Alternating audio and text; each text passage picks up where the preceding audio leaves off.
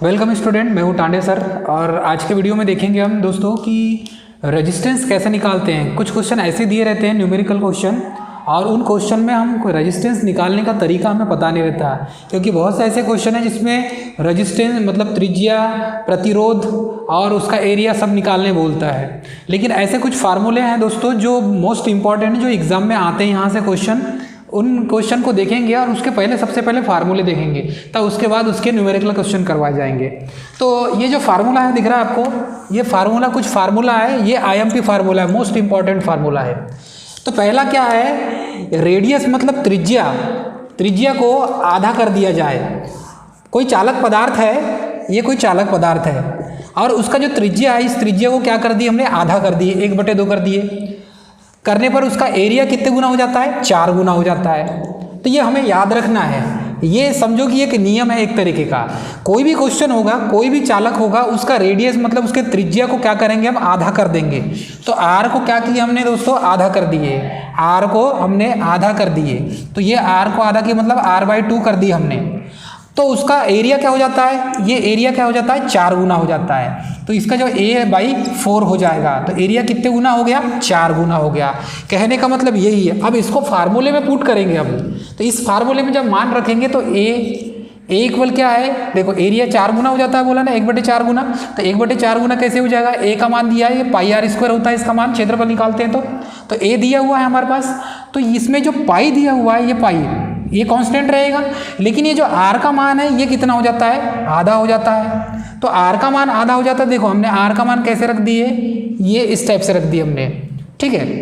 तो R/2 रख दिए, तो एरिया का मान कितना हो जाएगा, मतलब हमने क्या किया, त्रिज्या के मान में परिवर्तन कर दिया। तो ये कितना हो जाएगा, ये क्या हो जाएगा स्टूडेंट, ये R/4 हो जाएगा।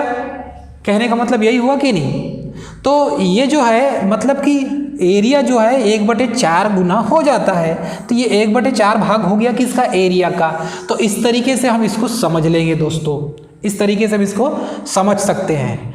तो इसको हमें याद भी रखना है, ये इसके अपन में हो जाएगा, लेकिन ये 1/4 भाग इसमें हो गया। हमने क्या देखा, ये त्रिज्या मतलब कि किसी भी कंडक्टर की त्रिज्या को हम क्या करेंगे, आधा करने पर तो एरिया 1/4 हो जाता है। सेकेंड ये है, यदि त्रिज्या जो है, यदि रेजिस्टेंस मतलब प्रतिरोध, रेजिस्टेंस के वायर को खींचकर क्या कर देंगे, n गुना लंबा करेंगे। तो R ओम का जो रेजिस्टेंस होगा, उस रेजिस्टेंस के वायर को हम खींचकर n गुना लंबा करेंगे। कितने गुना करेंगे, n गुना। तो n गुना लंबा करेंगे, तो n गुना में n का मान हो सकता है 1 2 3 4 5 6 अप टू n गुना तक हो सकता है। तो हम R ओम के रेजिस्टेंस वायर को क्या करेंगे, खींचकर n गुना तक लंबा करेंगे। तो क्या करेंगे, लंबा, n गुना लंबा करने पर तो उसका नया प्रतिरोध क्या हो जाएगा, तो उसका नया प्रतिरोध क्या होगा दोस्तों, तो R न्यू इक्वल क्या है, n² × R। तो ये जो n का मान 1 2 3 4 होगा, जितना भी मान होगा उस पर मान रखेंगे, और जो R का मान पहले से दिया हुआ है, पुराना R का मान, तो ये R का मान यहाँ आ जाएगा। तो ये फार्मूला बन गया दूसरा फार्मूला, तो n² × R हो गया। तीसरा फार्मूला देखेंगे, ये जो R ओम का जो है, ये वायर को गलाकर हमने क्या किए, दोबारा बनाए। तो उसको R ओम का जो रजिस्टर है उसको हमने गला दिए। अब गलाकर दोबारा बनाने पर उसकी जो त्रिज्या है वो n गुना परिवर्तित हो। उसकी त्रिज्या क्या है, पहले कुछ और था, उसको गलाकर हमने क्या किए, दोबारा बना दिए, और उसकी त्रिज्या में n गुना परिवर्तन हो गया। तो उसकी जब त्रिज्या में n गुना परिवर्तन हो गया, तो n का मान हमें मालूम है 1 2 3 4 5 हो सकता है। तो उसके मान में जब परिवर्तन हो जाए तो उसका नया प्रतिरोध क्या होगा, ये भी हमें पता रहना पड़ेगा। तो मेन बात है यहाँ गलाकर, शब्दों को पकड़िए दोस्तों, यहाँ पर गलाकर बात की गई थी, यहाँ पर खींचकर बात की गई थी। सेकेंड वाले में क्या की थी, खींचकर। हमने वायर को क्या करे, खींचे, लंबा किए, खींचेंगे तो लंबा ही होगा, स्ट्रेस होगा। और थर्ड में क्या है, इसमें गला कर, तो पहले जो वायर था उसको गला दी हमने, तो उसकी त्रिज्या में वृद्धि हो गई या कमी हो गई, तो R कितना हो गया, n गुना हो गया, परिवर्तित हो गया। तो उसका नया प्रतिरोध क्या हो जाएगा, R न्यू। अब ये R न्यू है, इक्वल आर अपान एन पर 4 की घात हो जाएगी। तो आर का जो मान है वो आर अपान एन पर 4 की घात हो गई। तो ये जो फार्मूला है मतलब एन का मान वो कितने गुना हो गया, 4 का घात हो गया, उसमें 4 का स्क्वायर हो गया, 4 की घात जब लग जाएगी उसमें तो इस तरीके से किसका मान परिवर्तन हो जाएगा, उस नया प्रतिरोध, मतलब कि उसका आर का जो मान है वो चेंज हो जाएगा। तो ये हमारा तीसरा फार्मूला है दोस्तों। चौथा फार्मूला है एक वायर को आर रेजिस्टेंस, कितने आर रेजिस्टेंस, एक वायर का रेजिस्टेंस क्या है आर हो तो दूसरे वायर का रेजिस्टेंस ज्ञात करो। एक वायर का रेजिस्टेंस आर है तो दूसरे वायर का रेजिस्टेंस ज्ञात करो जो लंबाई से उसका 3 गुना है। तो दूसरे वायर का जो रेजिस्टेंस वो ज्ञात करना है, उसकी लंबाई से 3 गुना है और उसका एरिया क्या है, उसका क्षेत्रफल 2 गुना है। तो लंबाई 3 गुना और क्षेत्रफल 2 गुना है तो उस वायर का रेजिस्टेंस क्या होगा, हमें ये निकालना है दोस्तों। तो अब इसे निकालने के लिए जो फार्मूला होगा वो कौन सा फार्मूला होगा हम ये देखेंगे। तो उसका फार्मूला आपको डिफरेंट मिलेगा। तो दोस्तों चौथे वाला जो है, ये चौथे वाला क्या कहता है, चौथा जो नियम है ये नियम, इस नियम को भी हमें याद रखना है।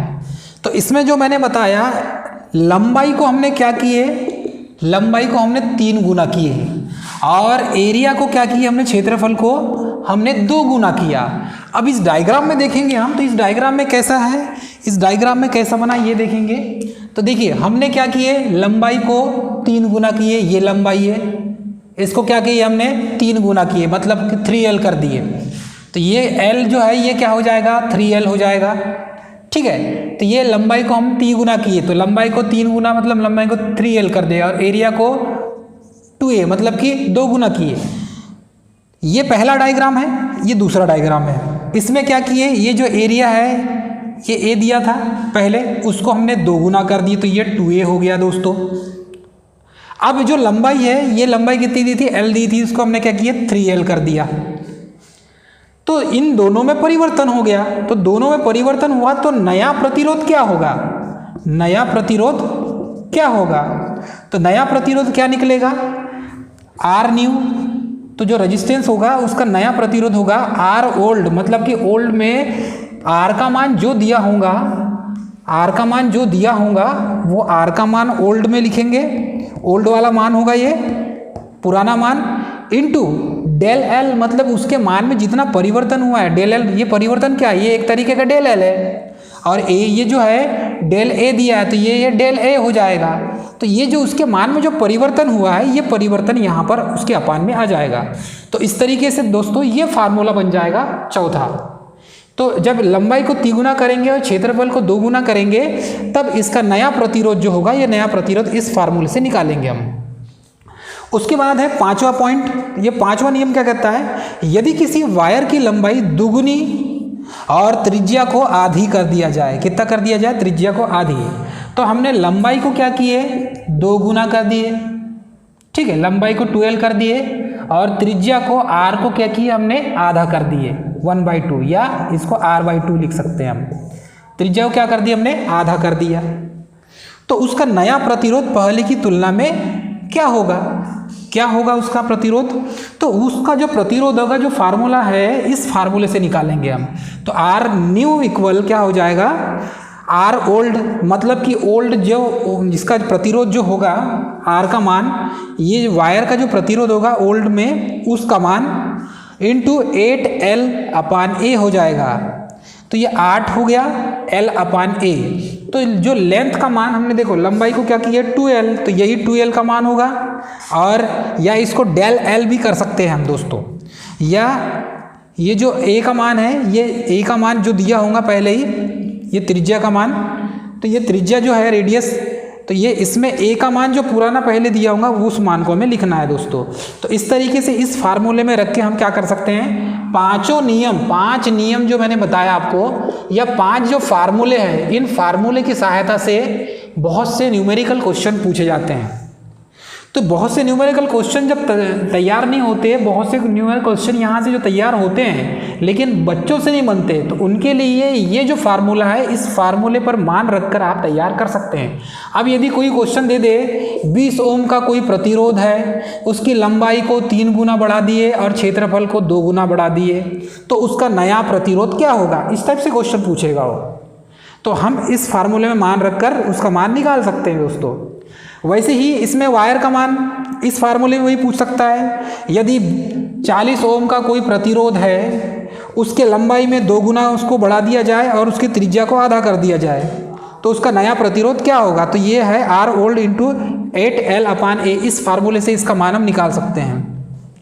तो इस तरीके से दोस्तों इस फार्मूले को हमें याद करना है और इसका न्यूमेरिकल क्वेश्चन फिर हम आगे वाले वीडियो में देखेंगे। तब तक के लिए थैंक यू वीडियो देखने के लिए, और चैनल को लाइक शेयर और सब्सक्राइब कीजिए स्टूडेंट, ताकि ज़्यादा से ज़्यादा व्यूवर्स बढ़े।